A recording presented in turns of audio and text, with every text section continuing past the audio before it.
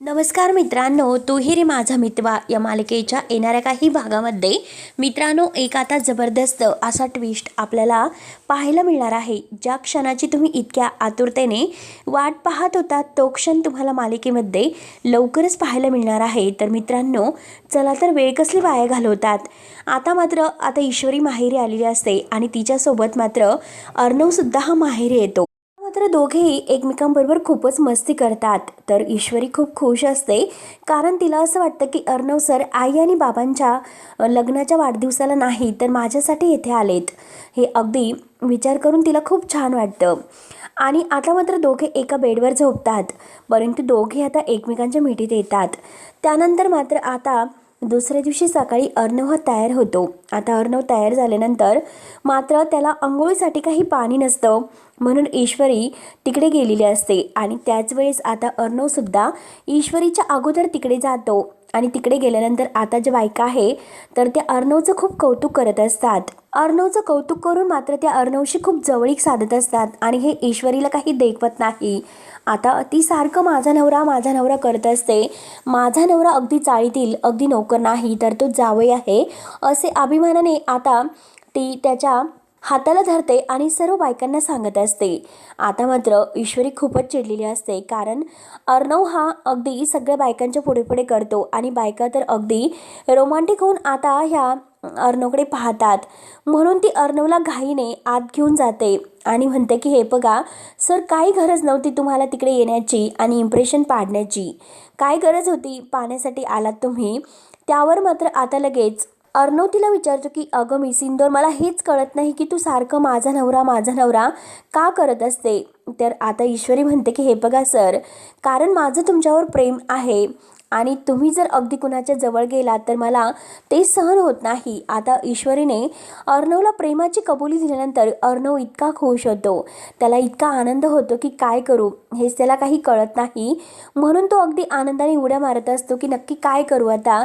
आता मात्र ईश्वरीच्या आईवडिलांचा जो काही ॲनिव्हर्सरीचा कार्यक्रम असतो तर त्याच्या दिवशी मात्र अर्णव स्वतः ईश्वरीला इतकं छान असं प्रपोज करणार असतो, कारण ईश्वरीने प्रेमाची कबुली दिल्यानंतर आता अर्णवला खूपच आनंद होतो.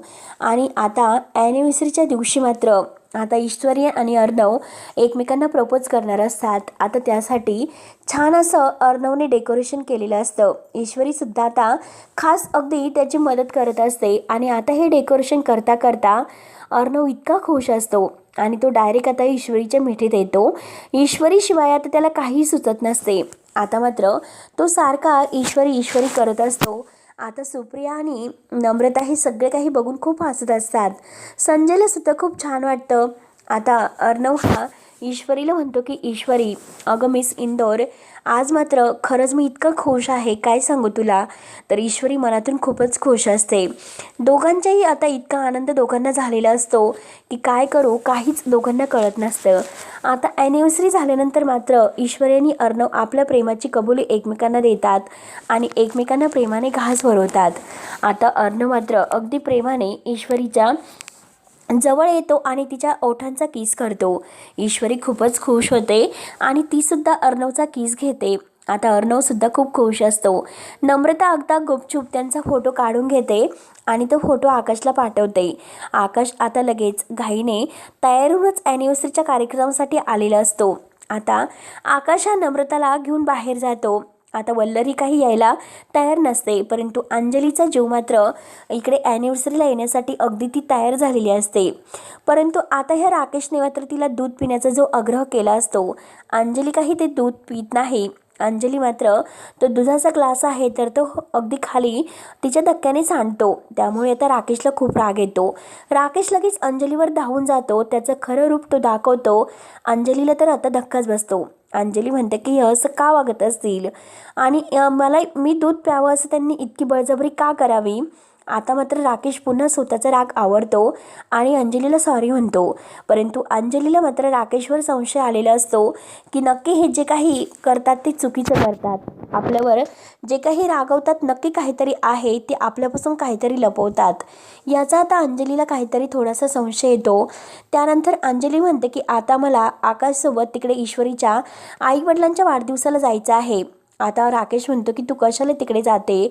आता राकेशला असं वाटतं की जर ही तिकडे गेली आणि त्या आत्याने किंवा त्या सुप्रियाने जर काही या अंजलीला सांगितले तर मात्र माझं अवघड होईल आणि अंजलीसमोर जर माझं सत्य आले तर मात्र आपली जी या घरात राहण्याची हक्काची जागा आहे तर ती आपण गमावून बसेल आणि ते ईश्वरीशी आपल्याला जवळीक साधता येणार नाही. म्हणून आपल्याला आता ह्या अंजलीला तिकडे जाऊन द्यायचं नाही. त्यासाठी काहीतरी प्लॅन आपल्याला करावा लागेल. म्हणून तो अंजलीला म्हणतो की अंजली हे बघ, अगं आपण तिकडे जाण्यापेक्षा छान असं एकांतात कुठेतरी बाहेर लंचसाठी जाऊयात आणि आपण जर तिकडे मंदिरात गेलो आणि मंदिरातून आता आपण बरेच दिवस झालं कुठेही गेलेलो नाही. अंजली आपण बाहेर कुठेतरी जाऊयात. तू तिकडे वाढदिवसाला जाऊ नकोस. काय गरज आहे तुला तिकडे जाण्याची. आता अंजली म्हणते की अहो असं कसं, आता ईश्वरीची आई आपल्याला सांगायला आली आणि आपण जर मात्र तिकडे गेलो नाही तर त्यांना किती वाईट वाटेल, ईश्वरीला किती वाईट वाटेल. आपण त्या कार्यक्रमाला जाऊयात. आता राकेश सर तिकडे जाऊन न देण्यासाठी अंजलीला काहीतरी आता बेशुद्ध गुंगीचं औषध द्यावंच लागेल तरच मात्र आताही तिकडे जाणार नाही आणि ते ईश्वरी अर्णव घाईने इकडे येतील. त्यांना इकडे येण्या अगोदर आपल्याला अंजलीचा बंदोबस्त करावा लागेल. म्हणून तो मात्र आता अंजलीला म्हणतो की हे बघ अंजली तू तयार हो, आपण तिकडे जायचं आहे ना. मग आपण एक काम करू, आता तू तयार झाल्यानंतर मी तोपर्यंत तयार होतो. आता तो अंजलीला तयार करतो आणि म्हणतो की हे बघ अंजली मी तयार होतो. आता अगदी तो तयार होण्याचं नाटक करतो पण त्या अगोदर मात्र त्याने अंजलीची चप्पल आहे तर ती बदलून ठेवलेली असते आणि त्या चप्पलला मात्र आता तेल अगदी त्यावर सांडून थोडीशी चप्पल ही घसरट केलेली असते आणि त्या पायरीला सुद्धा आता तेलाचे डाग लावलेले असतात की जेणेकरून अंजली यावरून घसरेल आणि ती तोंडावर किंवा पोटावर आपटेल. असा प्लॅन मात्र आता ह्या राकेशने केलेला असतो आणि जर हिच्या पोटातील बाळ कायमचे गेले तर आपण यातून सुटका होईल आणि ह्या अंजलीशी आपला कोणताही संबंध नाही राहणार. ही केवळ आता आपल्या पैशासाठी आपल्याला तिच्याशी नाटक करावं लागतं आणि या घरात राहण्यासाठी. तसाही तिचा आपल्याला काही फायदा नाही, अगदी डिफेक्टिव्ह आहेही. म्हणून मात्र आता तो हे प्लॅन करत असतो. अंजली बिचारी तयार होते आणि तयार होऊन मात्र आता ती म्हणते की चला मी तयार झालेत. परंतु आता अंजली जेव्हा जात असते तर त्याच वेळेस तिचा आता पाय घसरणार. तोच लगेच आता आकाशात जोरात ओरडतो. आकाश जोरात ओरडल्यानंतर वल्लरी धावून येते. वल्लरी म्हणते की अंजली अंजली. आता वल्लरी मामी आणि आकाशसमोर आल्यानंतर राकेशला मात्र अंजलीला धरावं लागतं आणि तो अगदी अंजलीला धरतो आणि तिला पोटावर पडण्यापासून वाचवतो. हे सगळं नाटक तो मुद्दाम करतो. आता अंजली बेशुद्ध पडते कारण तिला काही कळत नाही की नक्की आता इतका मोठा जो धक्का तिला बसलेला असतो की ती घटना घडलेली आहे की ती खाली पडणार हा शॉक तिला बसलेला असतो. म्हणून मात्र आता ती बेशुद्ध पडते. घाईने आता सगळेजण तिच्याजवळ धावतात. आता मात्र अंजलीला आतमध्ये घेऊन येतात आणि शेवटी राकेशच्या मनाजोगते होते आणि राकेश अंजलीला काही तिकडे जाऊन देत नाही आणि लगेच आता आकाश ईश्वरी आणि अर्णव या दोघांना घाईने फोन करतो. अर्णव आणि ईश्वरी एकमेकांच्या सोबत असतात. दोघंही अगदी रूममध्ये असतात. अर्णव ईश्वरीचं कौतुक करत असतो आणि ईश्वरी अर्णवचं. आता फोन केल्यानंतर अर्णव घाईने तिकडे जायला निघतो. आता ईश्वरीसुद्धा त्याच्यासोबत निघते. ईश्वरी म्हणते की अर्णव सर काय झाले, अंजली ताईंची तब्येत ठीक तर आहेत ना. आकाश त्यांना फोनवर सांगत असतो की काळजी करण्याचं काही कारण नाही. परंतु अंजली मात्र अगदी पाय घसरून पडणार होती. परंतु आता राकेशमुळे ती वाचली. अर्णव आणि ईश्वरी आता सगळं काही ओळखतात. ते राकेशमुळे वाचली नसेल, राकेशनेच आता तिला पाडण्याचा प्रयत्न केला असेल हे मात्र अर्णव आणि ईश्वरीने ओळखलेलं असतं. आता लगेच ईश्वरी म्हणत असते की सर आता मात्र त्या राकेशची खूपच कारस्थान वाढत चाललेली आहे. अंजली ताईंच्या जीवावर आता ते उठलेले आहे. त्यामुळे आपल्याला मात्र काहीतरी करावं लागेल आणि आता त्या राकेशचं खरं रूप मात्र सगळ्यांच्या समोर आणण्यासाठी आपल्याला काहीतरी असा प्लॅन दोघांनाच करावा लागेल जेणेकरून राकेश अगदी जे काही सत्य आहे तर ते अगदी कबूल होईल आणि कबूल होऊन मात्र अंजलीसमोर सगळं सत्य येईल. कारण अंजली ताईंसमोर आत्ता आपल्याला हे सत्य आणून त्यांच्या जीवाला धोका निर्माण करायचा नाही. त्यासाठी आपल्याला खास प्लॅनिंग करावं लागेल आणि आता आजीसमोर वल्लरी मामीसमोर या सगळ्यांसमोर जेव्हा हे सत्य येईल त्याच वेळेस आता राकेश घराच्या बाहेर गेला पाहिजे. परंतु आज मात्र त्याने अंजली ताईंना वाचवलं. हा त्याच्याच प्लॅनचा एक भाग असेल, हे नाटक तो करत असेल. आता आकाश घाईने तिकडे नम्रता वाट बघत असेल म्हणून जायला निघतो. वल्लरी लगेच त्याला अडवते की अरे आकाश कुठे निघालास? आकाश म्हणतो की काही नाही, ईश्वरीच्या माहेरी, कारण त्यांनी आपल्याला प्रेमाने बोलावलं होतं. मग त्यांच्या ॲनिव्हर्सरीसाठी आपण काहीतरी शुभेच्छा द्यायला नको का? काहीतरी गिफ्ट वगैरे घेऊन जायला हवे. म्हणून आता आकाश वल्लरीचं काही ना ऐकून घेता तिकडे निघून जातो. आता नम्रताही आकाशला बघून खूप खुश होते आणि आत्याही आकाश आणि नम्रता ह्या दोघांकडे पाहत असते. नक्की ह्या दोघांमध्ये काहीतरी सुरू आहे असं तिला वाटतं.